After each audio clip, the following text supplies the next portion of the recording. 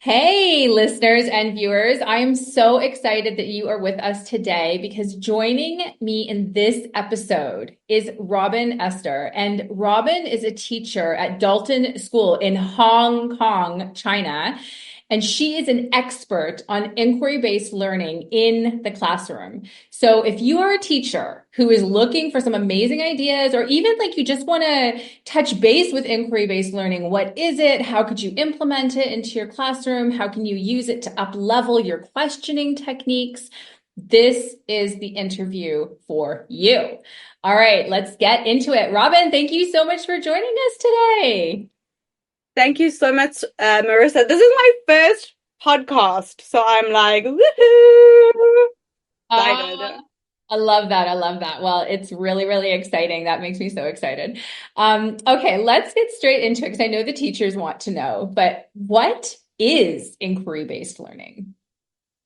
Okay, so inquiry-based learning, or IBL, essentially is a approach to learning. It's an approach to learning, a 21st century approach. Essentially, what it is igniting, students' curiosity through a provocation. So getting their, thinking going, and then allowing them to create questions and wanderings around that provocation, and then allowing them to do research, and answer those wanderings, answer those provocations, and ultimately it ends up in some form of action taking. So it might be as simple as a poster or something as large as, a charity drive. So I want to give you an example. So I'm a grade 4 homeroom teacher, and for my grade 4s, we began our unit on dinosaurs last year. Okay. And how I kicked off the unit was with a provocation.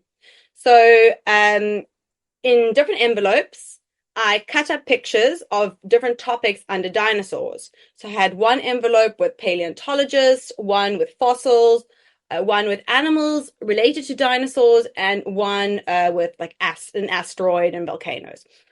Cut up those pictures, put them in envelopes, put the students in groups, gave them each an envelope. We're like all excited. What's in these envelopes? You create this like mystery, this is provocation is something that's gonna like really fuel your unit, your inquiry. They Right. opened up envelopes and they put the pictures together, and they're seeing these pictures of who are these people and an asteroid, and then we move into the next step of wanderings, creating questions around these images. What are these images? And sort of facilitating that process of wandering and question creation. um and essentially, now my students, so they created loads of questions. We sorted those questions, found out what were they really interested in and how to move forward. We embarked on research, even went on some experiential learning, went to the science museum, saw a dino exhibition. We had a live interview with a leading paleontologist in Hong Kong. Wow. Um, and ultimately, it's going to result in a dinosaur museum. We're turning our classroom into a dino museum. Now, I think a lot of teachers are like, oh, whoa, that's like, I'm not sure if I can do that. But really, it's their interpretation of a dinosaur museum, right? It's just Yeah. all their, it's accumulation of their work, in the classroom. And so that's basically inquiry-based learning. Yeah. That sounds amazing. I want to ask you when the students are coming up with the questions around the pictures, do you get them to collaborate and write their questions on like a piece of paper or write them in their book or come up and decide like what are your two best questions? Let's put them on the whiteboard. How do they where do they put the questions?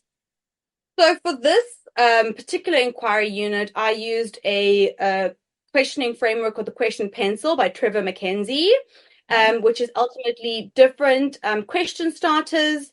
And I got them to, they looked at the question starters like why, how, what, and they created questions using those questions starters and sorted their questions onto this like question pencil. I mean, you can look it up, 𝐷𝐉𝐿 question pencil, and it will come up, so it'll make sense to you. But you could also do like a wonder wall, and you can just get them to do I wonder and just put on a post-it notes and put it all in one section. You could do a mind map or so. So there's multiple ways that I've done it, but in this case, I use the question pencil.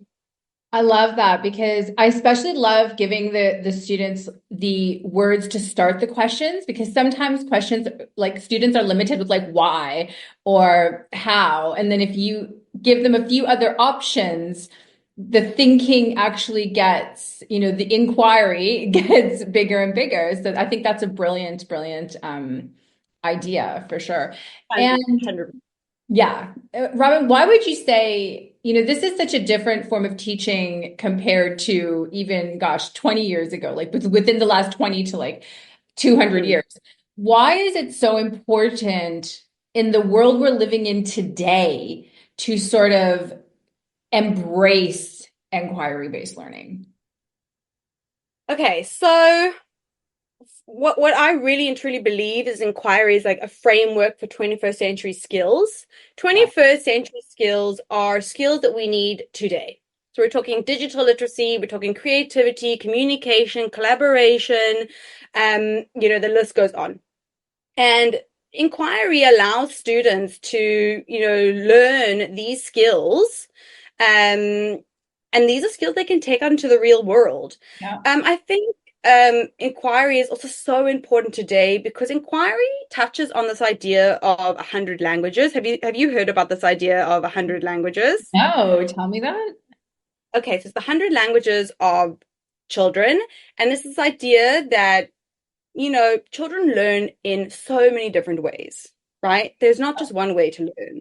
Yeah. So inquiry, because it is so broad and because it's transdisciplinary in terms of you can teach it across curriculum, really it provides students an opportunity to reflect on their own strengths and play into them, as well as, areas of development. So I think it's important because it provides students with an opportunity to identify their own strengths, play on those strengths, but also, also have an opportunity to grow in areas they need to. Inquiry also lends towards this idea of student agency. Okay. So really, yeah, really in inquiry, the idea is child-centered. So as you sort of move through the stages of inquiry, ultimately you get to this point where students are leading their learning. You know, they're totally leading. They're coming up with the way that they want to, showcase their learning, all of it. They're leading their research. So again, it's just this idea of, one day when they got into the real world, or even now at school, they enter competitions, they travel around the world, or they deal with day-to-day problems. That means they need to take the initiative. So I think inquiry is important because it provides students with real world skills. That's it. That's really, yeah. No, I think you hit the nail on the head with like the 21st century skills, right? It's because for things to change, like as rapidly as things are changing in the future, particularly with tech and AI, Yeah. children or people in general, it all starts with a question. It all starts with you create by starting with that inquiry, by starting with those questions.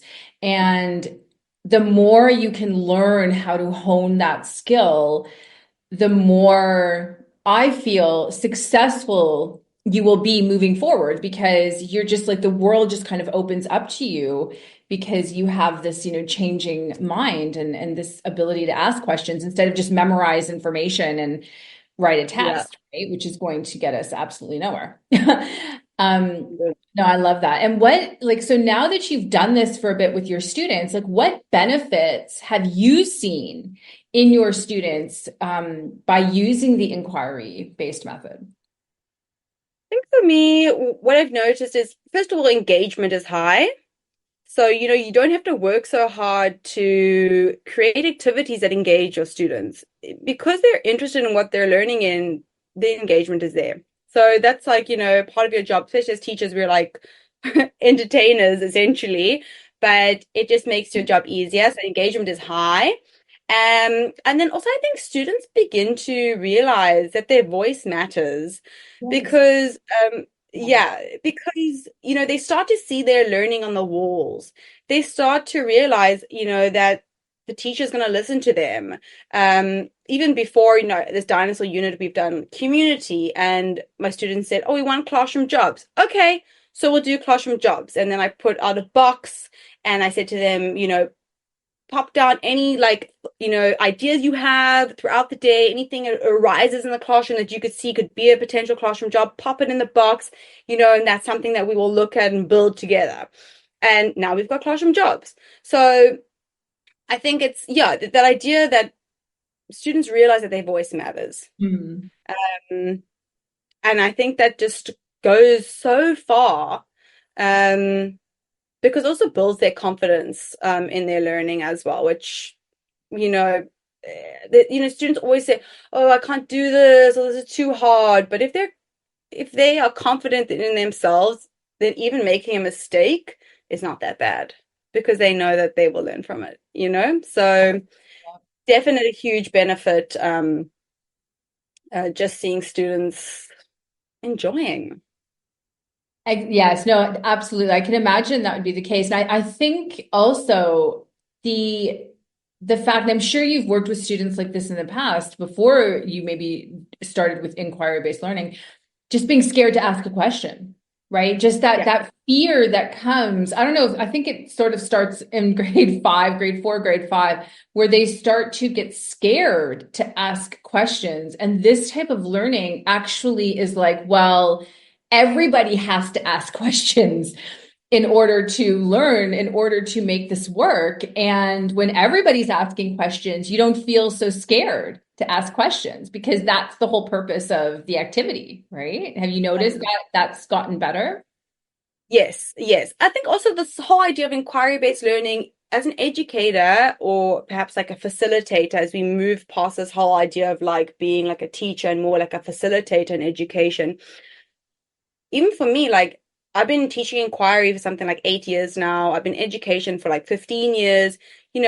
I've taught inquiry in terms of like IB. I'm now doing PBL with a grade 6. I'm doing inquiry with grade 4. And, I run workshops in inquiry. But even with all of that experience, I'm still learning. So this inquiry, if you are, an educator who's teaching inquiry, it's going to be a journey. It's like almost like a lifelong journey, I would say, because every student is different, every unit is different, and you are going to make mistakes.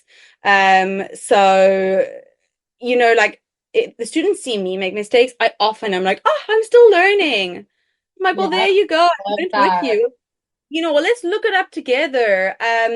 So I've definitely seen that. I think it's up to us to create a safe environment where we are simply not perfect. It's just unrealistic to even consider that we live in a world where people, don't make mistakes. And even as an adult, I find like I'm actually quite good now. I will ask all the questions in the staff meeting, but not the ones that make the staff meeting long. Okay, not the ones but I will ask.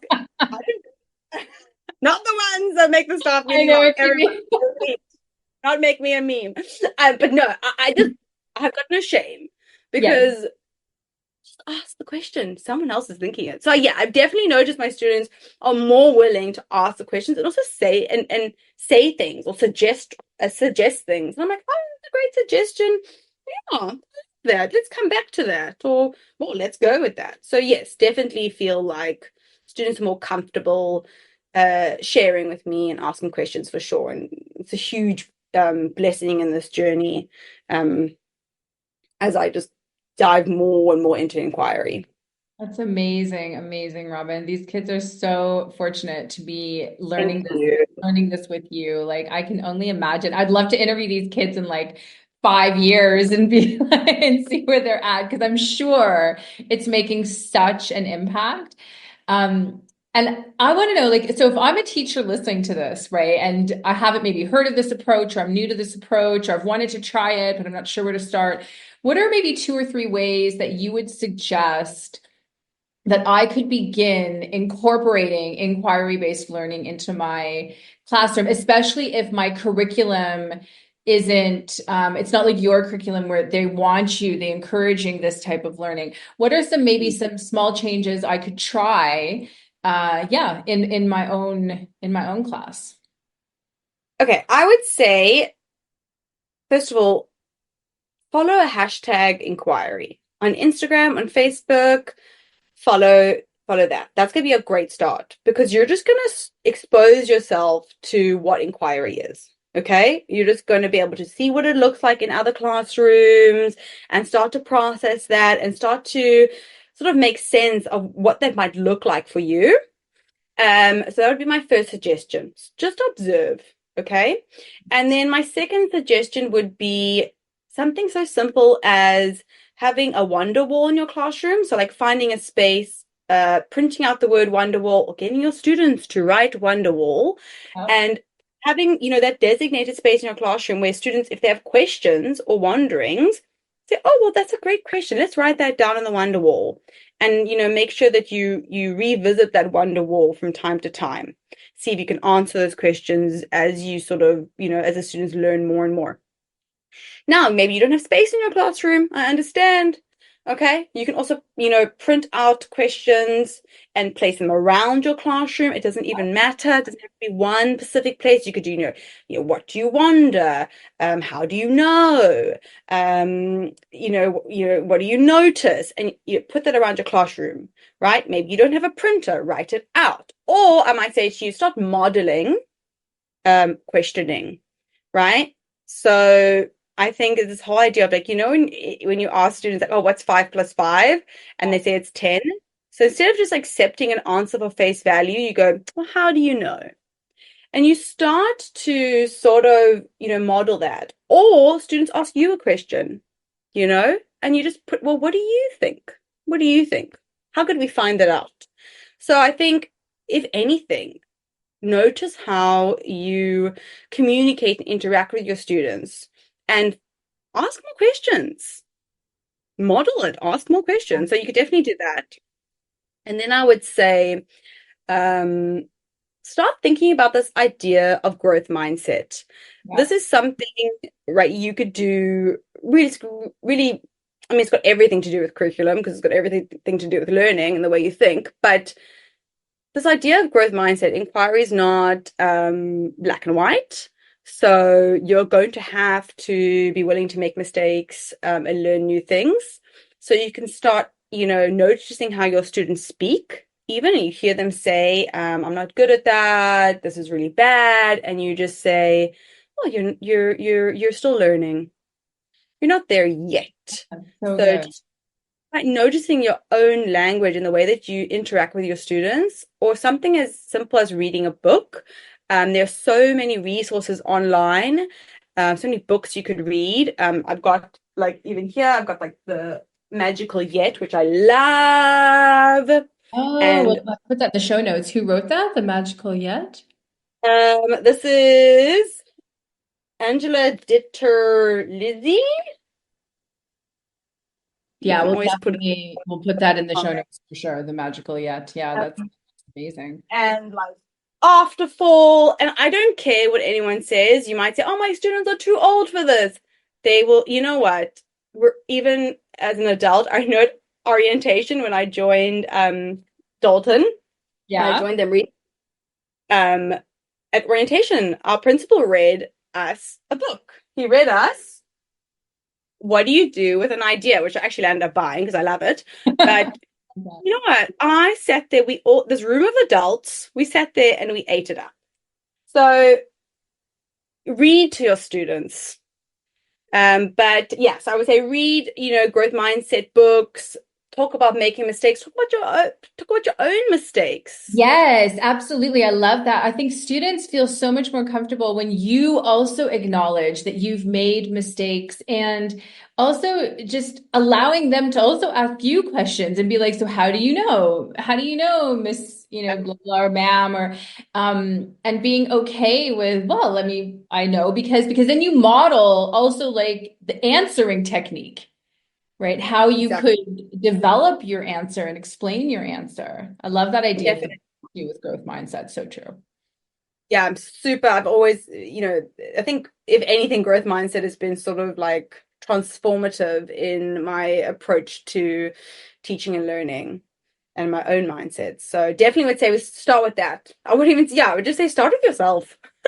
Yeah. Start with yourself. Yeah. The rest will come because you're going to have change. You're really going to have to embody it if you're going to really do it. So yeah. Amazing. I love those ideas. Thank you so much for that. Those are fantastic tips. I especially love that one with hashtag inquiry. I mean, I did not even think of that, but that's brilliant. Because once you Yeah. train your algorithm to know that you're looking for that sort of thing, you're going to get more and more of it, right? 100%. And that's how I've stumbled upon like all these like fellow inquiry experts, these like Yeah. people who are like, I need to learn more. And like even LinkedIn is an outstanding platform, search it up, Yeah. connect yourself with the right people. It's gonna change your life. It's Yeah, gonna. absolutely. Absolutely. That actually just made me think of, maybe look for other teachers in your community who want Yes. to learn about inquiry and implementing it and connect with them, right? Doesn't mean you have to connect just with teachers at your school. You could go out and even just look for other people. That's so great. That's such good advice. Definitely. Yeah. Okay, Robin, I'm going to flip it around now. What if I were a teacher who had experience, okay, with inquiry-based techniques? What are maybe two or three things I could try to now go to the kind of the next level of inquiry-based learning or teaching? Okay, this is perfect. Okay, this is something I've started to do, and it's because I'm like moving. I feel like for me, I'm moving on to my next stage of sort of inquiry. This whole idea of co-constructing with your students, okay? Mm. Um, Basically, if you think about, how teachers always use rubrics. Well, rubrics is one way of assessment, right? So it's this whole idea of co-constructing assessment rubrics with your students. So I'll give you an example so it just makes more sense. So with my grade fours, we're doing a nonfiction text. So I started off with basically giving them mentor texts, examples of nonfiction texts, and they started to dissect features that were in the nonfiction texts. So now they're aware, okay, there's an index, there's a glossary, there's diagrams, et cetera, et cetera. This is what it looks like. Okay, so then we took it to the next level and I showed them a rubric. I was like, this is a rubric. This is what teachers use to, look at your work and see, what are you good at? Where could you improve? And I showed them the, criteria. I said, well, this is what we need to achieve. And the criteria essentially is those elements that they took notice of in the nonfiction text. Oh, it's got a title. It's got subheadings. It's got paragraphs. It's got facts. It's got a conclusion, and then we've got a point system. So together, we drew a rubric up together, but I modeled it. But then, so it's like this journey of co-constructing. And then now the next phase is they're going to go and they're going to, create their own rubric. I'm going to say to them, okay, you know what a rubric is? Go back to your your text features that you notice from the nonfiction. Yeah. And I want you to choose features that you want in your information report. Choose 5, put them in your criteria, in the things you want to achieve, and then you come up with a point system. Do you want to use a smiley face? Do you want to use a tick or cross? Do you want to use a point system? And then they're going to go ahead and create their information report. But they've just constructed their own, assessment. And they, and going back to us, me modeling the rubric, they actually used that rubric and they wrote a holiday report because we just got back from December break. Mm-hmm. And then I sat with them afterwards and, I helped them, guided them to actually use that rubric to mark their work. So they actually have this, so they have this understanding of actually how it works. So co-construct, it is a gnarly idea of like basically slowly releasing the reins, which is terrifying. Trust me, I'm like, I need to have all the control. But Susan, oh my gosh.